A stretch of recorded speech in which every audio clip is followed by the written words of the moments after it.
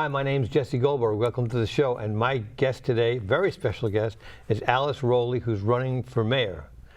And what is it, September 14th is election day? September 14th is election day, but we call voting is open right now, and so we call voting is now until September 9th. Some people call it early voting. We just call it voting. And September 14th, that's late voting. So vote before September 14th. Okay. Anyway, tell me about, I'm just a regular guy. I don't really know much about you, so tell me about you. Well, I'm just a regular person too, who had this crazy idea that I could help our city in in this moment that we're in. Are you from Nashville? I'm from Nashville. Born and raised? Born and raised. I got here the way a lot of lucky people do, through Baptist Hospital and the Vanderbilt NICU. So I've been here. 1979 is when I got here, and I've been here pretty much ever since. So where'd you go to school, high school? Yeah, like I went to Hume-Fogg High School downtown, and that is the same high school my grandfather went to. He graduated, he's not alive anymore, but he graduated from there in 1933. So we have been around for a while. I don't know any of this stuff. You have a name? Yeah. Is Rolli your married name? Rolli's my married name. I met my husband when I was working for Lamar Alexander in Washington, D.C. And did you live in Washington, D.C.? I did, yeah. My husband was stationed, he was in the Army for about 20 years, and he was stationed at Walter Reed, the Army Hospital. And so I met him there. But my maiden name, which I think to go back there, is Gagnier. A lot of people Gagnier. Gagnier, yeah. A lot of people know the highest point in the county is called Gagnier Ridge. It's at Radnor Lake. And a lot of times I say, look, people who live there, that was named for my great-grandfather. He worked for the railroad. I've been to Radnor Lake plenty of times. Yeah. Is that high? That's the tall trail, the kind of the hard one, the one that's called Gagnier Ridge. Yeah. Oh, okay. Yeah. So next time you see it, G-A-N-I-E-R, that's my main name. All right. Yeah, and when we think about that and we reflect on that, my great-grandfather worked for the railroad. That was a railroad retaining pond, and a lot of fishermen and hikers and huntsmen loved that land. And it was put up for sale to build 300 houses. And what a group of community members did is they figured out how to raise the money to buy that land, and it became a state park. It's not a city park, it's a state park. It's the nicest one I've been to, I think. Yeah, and that's kind of the way that I think about a lot of things in the race and in the city right now, is how do we bring that kind of common sense back that says, I don't care if it's a state park or a city park, I just care that we're getting things done for people who live here, right? Like you don't care that's a state park, right? I didn't know it was a state park. It is, yeah. Next time you're going to notice I it's a state park. I know the difference between a state park or a city park. Right, because people don't care. The only people who care about this stuff are these politicians that want us to all hate each other. This sort of world of tribalism, of this is my team, that's your team, and let's just be mad at each other all the time. And that's not productive. And that's one of the main reasons I'm running, because I think that we got to stop doing that. No, I totally agree with that. Yeah, they want you to be angry. And so what have they done to me? There's a picture of me. I went to President Trump's inauguration. I also went to President Bush's inauguration. Bush I went to when I was working for Lamar Alexander, who was the Secretary of Education, President of the University of Tennessee. In 2000, I went to native son Al Gore received the Democratic National Convention, their nominee for his party. I was living in Los Angeles. I was teaching high school. I went to his convention. But you left this high school thing. Will you teach high school? Oh yeah. Okay. Well, so we'll go back. We'll go back. You asked me. So I grew up here in Nashville. Went to Hume-Fogg High School. Went to college at Stanford University in California. You must be smart. Stanford's hard to get into. Yeah.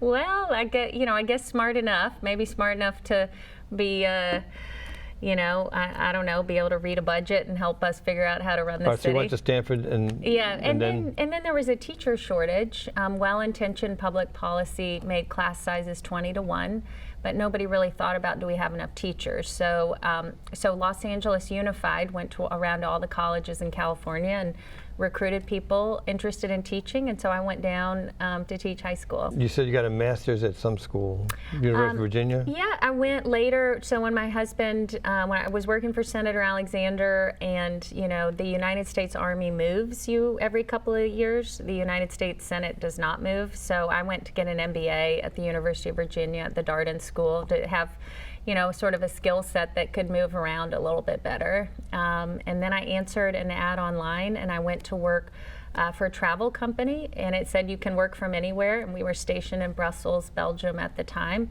And so I said, if work from anywhere is Brussels, Belgium, I'm your girl, and I did Well, that. after all this, when did you come back to Nashville? Came back, so I owned and ran a travel company, grew it, expanded it to about 50 countries. We were stationed at Fort Carson in Colorado and came back in late 2011. And took a job with Governor Haslam as an assistant commissioner in economic development.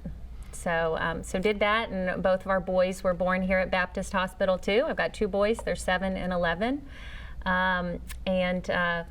So had a little stint with Governor Haslam, and then I answered another ad online, and I helped a Music Row-based company. I know you're a music guy, called Quaver Music, and helped them grow from about 55 employees when I got there to about 140 when I left. So worked in music education, and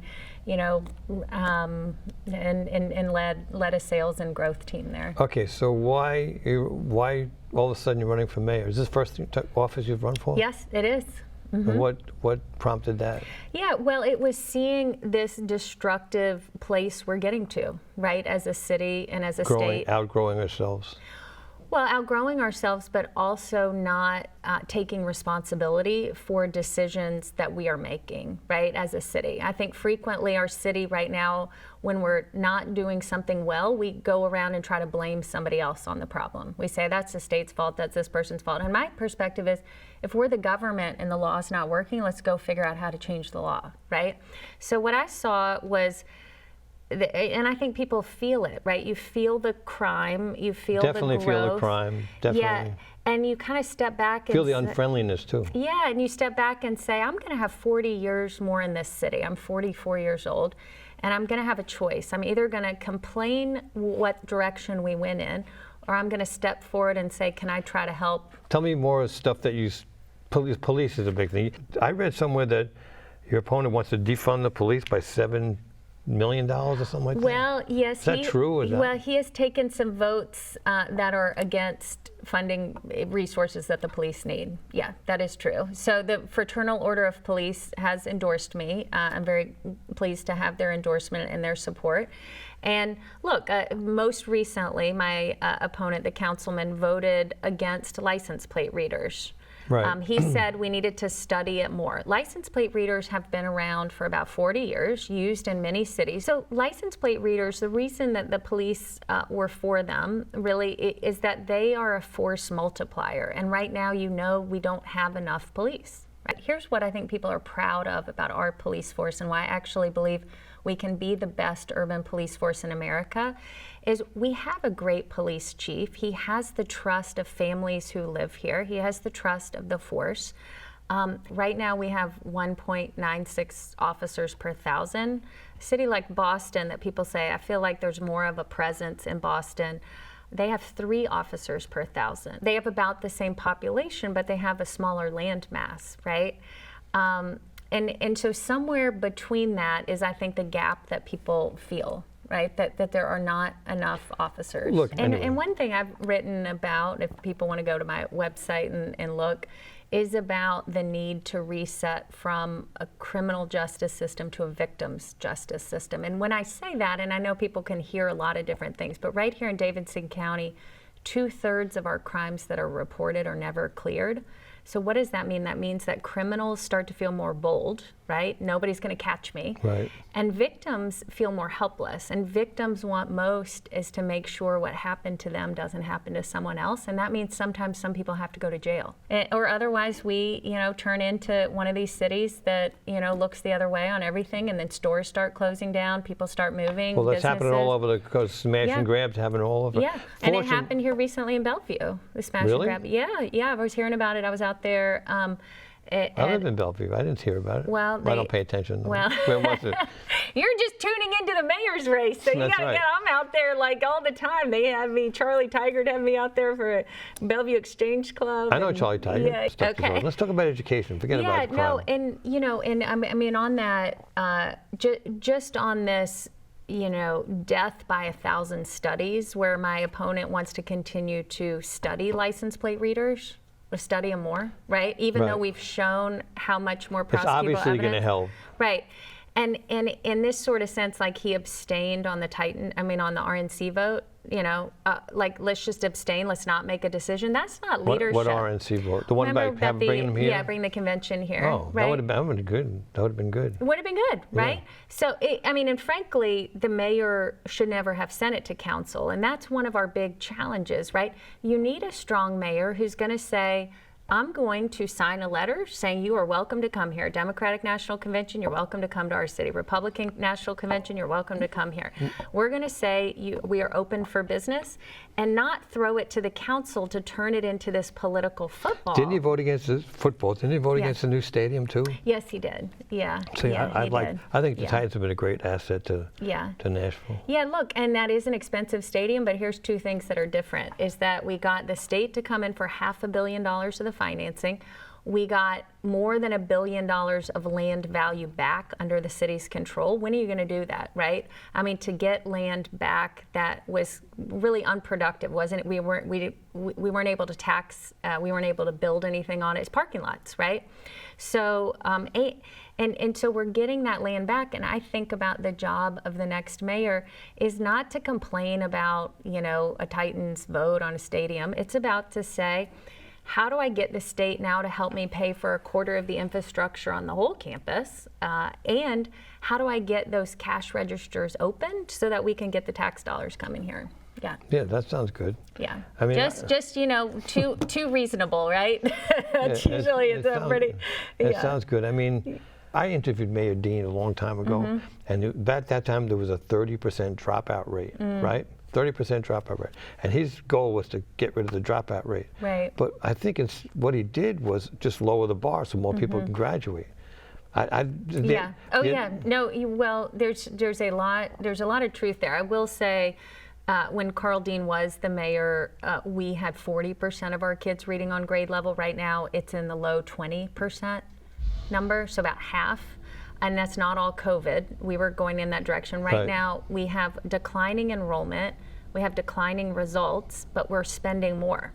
So something is, from your perspective, something's not right. Right. I went to Hume Fogg High School. We had buckets in the hallway. The whole thing was falling down, but we had, more national merit finalists than any other school in the city, right?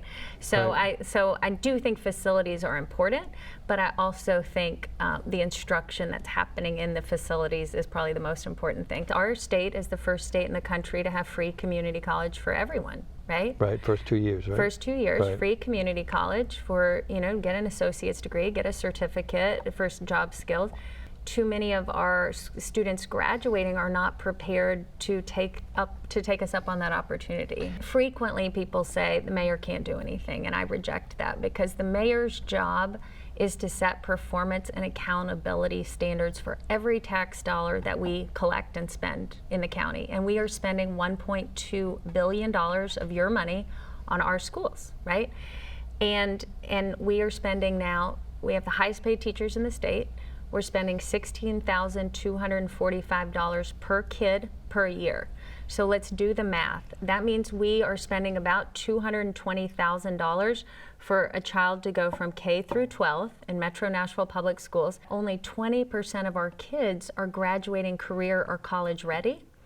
When else would you say I'm spending $220,000 on a process that I'm accepting an 80% failure rate? We're graduating everyone, but when you look at our state rankings, we're 94th or 95th out of all 95 counties, 94th out of 95 counties overall. Davidson County? Yep, Davidson County, how we're doing. Go to the state That's terrible. website.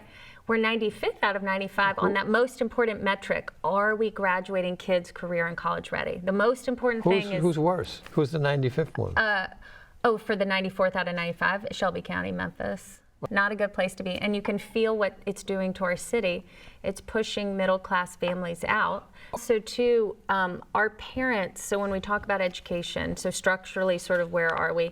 But when I think about what metrics we could hold ourselves accountable to, literacy, right? We have to get, and I make it very simple, first graders reading, right? If our kids can't read, they can't learn. We are literally failing them if they're not learning how to read. Second is around waiting lists and exposing the waiting lists and clearing the waiting lists. Wait, waiting list? Waiting lists for schools in Metro Nashville, right? So we have some schools that a lot of parents want to send their kids to, right? You're talking about the magnet schools? Magnet schools, and also other schools that you can opt into, right? And also some of our public charter schools, right? Have waiting lists. And so that's telling us, what is that school doing that families are willing to drive across the county to go to that school? Right. What are they doing? Right. So let's look at that, and let's say, instead of believing that if they don't get a spot in that school, they're going to go back to the school that they were zoned for that they weren't happy with, and that's this fiction. We think, okay, if we don't let them in, we'll send them back. No, let's create the kinds of seats at the kinds of schools that families want to send their kids to, right? I mean, that's a little bit of a, Well, should people take their $200,000 to have a choice? But that's another question too. Yeah, I mean that's another question to ask, right? If we have such a result, what at what point do you say, is there a better way? Is there a better way to do that? So we. Well, how do we stack up against like other cities? Because I know in Baltimore, they had nobody who was proficient in reading or something like that. Well, so the example that I math. use frequently, because a lot of times people say to me, Alice, you can't compare us to Wilson County, you can't compare us to Sumner County, you can't compare us to Rutherford County, you can't compare us to Williamson County, but families do, right? They sort of look across the county line and say, what's available over there? So I get that question a lot, is we're too big, you can't compare us, we have a complicated student population, we just don't have enough money. That's what Metro says. That's what the defenders of the status quo, the whole group that's lined up against me, the whole downtown crowd that they want to say we don't want anybody to stop us doing how we've always done things. And I say, look at Miami-Dade. Miami-Dade went from F-rated to A-rated, and how did they do it? They've got a complicated student population. It's bigger than ours. They've got, I think, twice as many students as we do. More people don't speak English. They've got it equally, international. They've got an expensive city, a growing city, all of these things that are the same or more. So who did that? The mayor guy that was running for president? Well, and they spend less dollars per student. Their per pupil funding is right at $15,500, so we're at $16,245. So they have everything else and less money. And they went from F-rated to A-rated. And how did they do it? And this is when I talk about making transformation through the budget. They moved all of the dollars from central office, all of those positions that didn't have direct instruction of a child. They moved those positions out into the front lines, into the schools. And they've completely flipped the model where the majority of their dollars are spent on instruction. Here in Metro Nashville, the majority of our dollars are not spent on instruction. They're spent on other things. The mindset is I'm in central office, I'm going to tell you what you get, right? Go over here to H.G. Hill. People say, Alice, H.G. Hill doesn't have enough money. So you're right. But do the math, there's 600 kids there at $16,245. It's about $10 million. Do you see that much money floating around in that school on salaries and doing everything? And they don't. Because the way that our system works is we say, Mother, may I have something? And then maybe it'll be granted with all the layers of people at the Bransford. Maybe it'll be granted. Instead of saying, these kids are here, the dollars are going to come here, and we'll let you know if we need something from you. And it's a different way of approaching it, and it's starting to say, every person, if we make more people responsible for the outcomes of kids, if I can cut class sizes, because instead of having 2 people in central office, I can have 5 people there at the school site, same dollars, I think we can get better outcomes. And Miami-Dade proved it. Okay, what else you got to say? Well, we talked about crime, we talked about education. You want to talk about getting along with the state? Let's talk about how about getting along with the state? Okay, let's talk about it. Well, look. We don't get along with the state right now. I know we special don't. sessions and all this stuff. Yeah, well. Protest signs and everything. Well, I support people having protest signs, and I signed the Safer Tennessee pledge. I believe that if we can right now, I'm not running for state legislature, but I know people want to say, what's your position on the special session? Look, if right now, if you had a situation where you were so mentally ill or drug addicted that you were not able to care for your child, the courts have a way to separate you from your child in that kind of situation, because we as a society feel like that's not okay, right?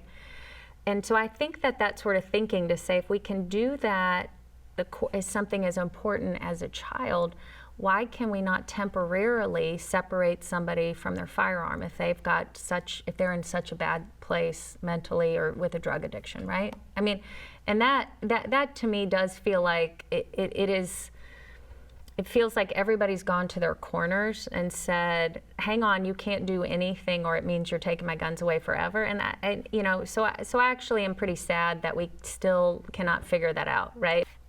Everything doesn't have to be politicized, right? I will take this governor's budget. We are the first state in the country to come up with a fix of a federal gap. So if you are a low-income family, women, infant, and children benefits, WIC benefits, wouldn't cover diapers. So a lot of families were struggling to buy diapers. And how does that play out in our healthcare system? It means that as a state, we saw millions of dollars of healthcare claims for families where a baby has a diaper rash or a urinary tract infection. That tells us that family is in such distress, that baby was crying through the night, that baby is in soiled diapers, they cannot afford diapers. So what did some thoughtful people do at this state? They figured out how much money that would be, and then how much would it be to just provide diapers for everyone on TennCare. And they did that. And that we've made Tennessee the first state to do that. Now that people want to say. So Tennessee is the first diaper state. Diaper state. We were also the first state to have free community college, right? And so just diapers and community college. Right. Beginning and the end, right? Babies still, but so there's 300,000 babies on TennCare that this will apply to, roughly, but about 30,000 of them are here in Davidson County. That's not a political statement. That's going and saying, I've got this problem for people who live here. Let's go figure out how to get the state to help us pay for it. And if it's going to help us, it's probably going to help people in other counties too. Why not, right? Mental health beds. We don't have enough mental health beds. Mental health people trained to work in mental health facilities. We don't have enough of that. That's not unique to us. So let's go get the state that has a lot more money. They've got $55 billion a year in their budget. I've got $3.25 in the metro budget. Let's go say, this is a problem. We need some help. How do we solve it? Instead of saying, I don't want to work with you because I don't want you to get the credit for it. That's totally unproductive. I would rather say I don't care who gets the credit, but let's get the result for people who live here, right? If that's road funding, if that is diapers for babies, if that is Tennessee Promise dollars, if that is more mental health beds, if that is changing the way that we do impact fees, which is a challenge. We can't charge developers. Impact fees, I don't know what that is. Yeah, well, we can't charge developers right now that they build these giant, new things. Oh, yeah. Somebody tell me about that. Yeah, but Williamson County can, and we can't, and I'm going to change the law. A friend of mine was telling me about that he had his water, he had building a new house or building an old house, fixing an old house, and the water pressure is not good on it. I mean, because so many people have done things, and he has to pay for some kind of water pressure thing, like with thousands and thousands of dollars. That's an impact fee. That's a little bit on the water side. We don't charge impact fees, which is basically being able. Williamson County does it really well. It's an infrastructure fee. If you've got a big development coming in, we can sort of charge you more at the site when you're building. Which helps fund their schools, and it's why they're not constantly raising their property taxes. So impact fees also with getting more kids in the school, and that defense. And recognizing that growth has infrastructure costs, and that those costs can be captured at the site of growth and not passed on to everybody who's been here for a long time. Right. Yeah. Right. Yeah. But those are the kind of things where you say, who else has the same problem that Atlanta. we do? Well, yeah. Well, other counties. They're like before us, but it's the same thing. Yeah. So really, I just think it's getting the ego out of it. We're going to have a really liberal city council. We're going to have a really conservative state legislature. And so why not kind of be a bridge? Why not say, you're not going to get everything you want. You're not going to get everything you want. We're going to figure out what's best for Nashville. We're going to figure out how do we get the most dollars here for our citizens? How do we make Nashville strong and vibrant? How do we make the case more productively to the state that says it's a conservative position to have greater percent of the sales tax stay here? Because if you come in here from Sumner County and you're at a bar, you know, and you end up needing to call 911, it's our officers who are going to come. So we should be able to maintain more of those dollars here so that we can service that cost of in the road to get you here, right? So I see, especially as Nashville is going to be flat from a population standpoint, we're going to have to be really aggressive at thinking about how we're productive with the state legislature and how we help make sure that as many dollars we can get can come here to Davidson County. And I'm going to do it in a way, I think honey gets you a lot more than vinegar, you know? I'm not going to go and call names of people and make fun of them on social media and whatever. I'm going to say, we don't have to agree on everything, but here's 3 things we can solve. Maybe it's diapers, maybe it's roads, maybe it's schools, but let's do it. Well, like I said when we first started, is most people are in the middle. Yeah, what I see is there's this kind of permanent political class, and all they want to do is make people angry. And make money for themselves. Yeah, and they don't want to believe that there are people like me who are in the middle, right? And so what they're trying to do is say, oh no, she's really one of these. And I think, well, I've worked for 2 people in you know, in public life, or, you know, Lamar Alexander, Bill Haslam, Randy Boyd. These are not extraordinarily, like, you know, somebody joked the other day, they said, well, I go to all the extremist meetings, I've never seen you there, you know, and I mean, right? Like, these are not, I've said throughout the campaign, I'm not going to have a pro-life rally or a pro-choice rally as mayor. I'm going to have a pro-first graders reading rally, a pro-filling the potholes, and a pro-taking out the trash. And on the campaign, too, you know, these national groups send you all these questionnaires. Planned Parenthood did, and it said state legislative questionnaire, and I wrote them back and I said that's not appropriate for a mayor's race, and if the National Right to Life sent me one, I'd say the same thing. So it's not Alice didn't get their endorsement. Alice said that's not appropriate for this job. That's appropriate for a federal job or a state job, but this mushing around and tribalizing everything, it's really bad for the whole country. It's bad for the country. It's been going on since the late 60s, and I'm sick of it. Me too. Yeah, I'm going to take a stand right here. I'm going to stay right here. We got to wrap this up. Okay. My name is Jesse Goldberg. This is Alice Rolli running for mayor, and vote for somebody on September 14th. Yeah. The vote for and early voting goes until September 9th. That's right. Right. Yeah. Thank you so much. All right. We'll see you next time.